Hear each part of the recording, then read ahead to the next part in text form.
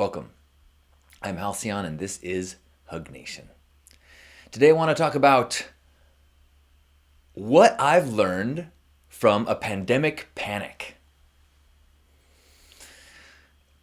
You know, it's hard to avoid the information that is railing against us from every direction. And it is hard to know what to believe and who to trust. I have passed the stage of, hey man, whatever, into the stage of, oh fuck, what? And I have been looking at way too many people's posts about the coronavirus and way too much perspectives. And they have ranged from the logical and concerned to the whimsical and woo-wooey. I have seen, advice that is forwarded with the kind of packaging as one would forward information as it might come from a government official or a scientific community. And yet it is wrapped in conspiracy theories and science fiction ideas and, population control plans from the government and the New World Order and 5G activation of a powdered version of a virus that is done through mandatory vaccinations by the government, and to, hey, just take colloidal silver and eat spicy foods and the virus can't survive in heat, so you're good. I'm starting to think that maybe Facebook is not the medical resource that I thought it was. But what have I learned? I've learned that you shouldn't listen to people like me about things like this. I have learned that, here's a few things that I legitimately have learned as I've digested things. First of all, I've learned that Amazon is not a reliable backup plan. As I've heard people talk about, you should get back up on supplies and you should get things, I'm not a person that goes to the mall often or the store often, or I am quite dependent on my delivery services. So I decided this morning maybe I should throw on some hand sanitizer into my order of Truvia sweetener that I use to make my decaf coffee so good. Look, I'm living a watered down life right now. Decaf coffee, non-sugar sweetener. Actually, it is good. Thank you, James, who got me this awesome coffee from Phil's Decaf. Thanks, Phil. Thanks, James. Hey, you got to enjoy every moment. That's the other thing I've learned. But back to Amazon. So I thought I would just throw in a thing of hand sanitizer into my order because, oh, sure, that seems like something that would be a responsible thing to do right now. No, that is not easy to do with Amazon. They seem to be out of stock of everything, and the small vendors that do have, bottles of hand sanitizer and Purell are selling them for, what the market will take.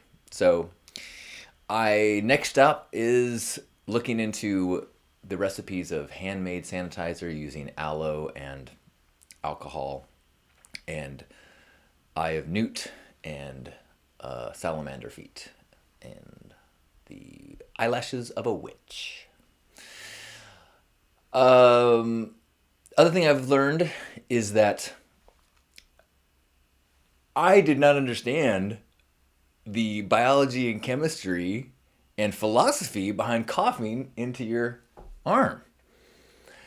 For some reason, I thought that system was because porous surfaces did not hold on to viruses the same way that a less porous surface like a hand or a table or a doorknob. So I created a narrative that the danger was in non-porous surfaces is what you need to be careful about touching. And so as I'm coughing into my arm, Or what I've done for years is I would use my porous shirt to open the doorknob. I thought it was like, ollie ollie oxen free, like this is home free zone to the cloth, and that's just not true. I did not realize this, that fabric can hold on to bad stuff longer, I think is what I was reading. Certainly it's not a free zone. Other lessons that I've learned so far in the pandemic panic. A mask is not the answer. I'll say it one more time. I don't know. But from what I've been reading, it sounds like the benefits of a mask are if someone coughs like at you and there's vapor in the air as they're coughing at you, then yes, the mask is helpful. But really, the big benefit of wearing a mask is to keep you from infecting yourself from your hands and touching your face. So whether you have a N95 mask or whether you have a cloth mask or something, a scarf, if it keeps you from touching your face with your hands, that's the real benefit. Because as we already discussed, you use your hands to touch things like doorknobs or elevator buttons. I also heard the advice of carrying a pen around with you to hit buttons is not a bad idea. What I now need to know, since I now know that the shirt sleeve is not a free zone, what is the best tactic to opening doorknobs? Other than, waiting for someone else to open the door. I think the tongue, the mouth, maybe that. I don't know. I'm learning as I go. Another thing that I learned as I've been researching is that the temperature does affect the virility or the health of the virus, and so the colder weather is better for many viruses, which is why cold and flu season isn't the winter time. See, I always thought cold and flu season is because we're cold and our immune systems are weakened. I didn't realize that it's impacted by the temperature's effect on the virus itself. Look at this. I'm learning. Big upside to all this. Science. Learning. Whee! Don't listen to me. I don't know what I'm talking about. And I'm only being silly and laughing and such because it doesn't matter in this moment. No amount of seriousness or panic is going to help the situation. I do believe that we are in a serious situation, if for no other reason than a financial one. See, I finally built up the courage and invested my savings into the stock market about 6 weeks ago. Yay! Okay, what else have I learned? Okay, I want to move on from things that I've learned to the only real way I know to survive this. And that is a tactic that I learned from Byron Katie. Woman sitting in chair. As I am learning about what's going on, as I am preparing, as I am considering what is happening in the world, it is easy to, not only is it easy to let your mind go, but also plenty of people out there are filling our minds with these scenarios in the future. Nothing wrong with visiting the future, visiting these possible scenarios so that you can return to the present moment and act from it. But what often happens, what I suffer from, maybe you've experienced this yourself, is that you follow these thoughts into scenarios and then you experience the panic of it. You experience the depression of it. You experience the anxiety, the concern, the worry, and you live in that state. And yet, you're having the symptoms of a scenario that has not yet happened.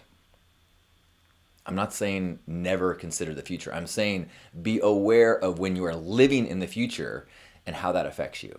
So the Byron Katie idea, woman is sitting in chairs. As I am getting worked up and worrying about my older parents, that they are at risk and they might die, and then what am I going to do? And I couldn't order Purell, and maybe should I be ordering more like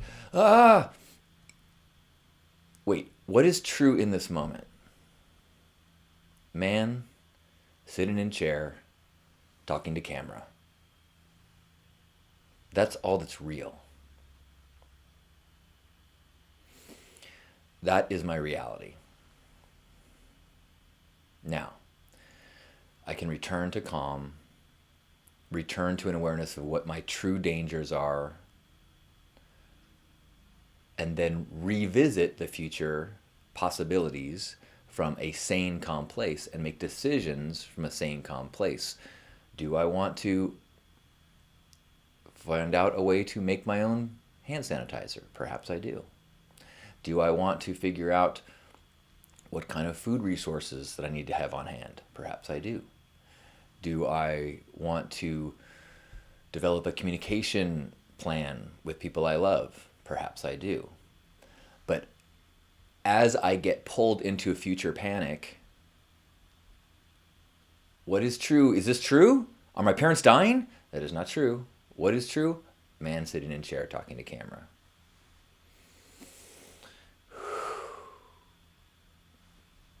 And then act from that place. Man sitting in chair talking to camera. Thank you. I love you. So,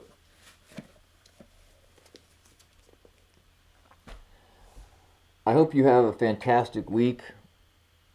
It is always such a treat to share this time with you. I'm sure everything is perfect. All is well. Thank you. I love you.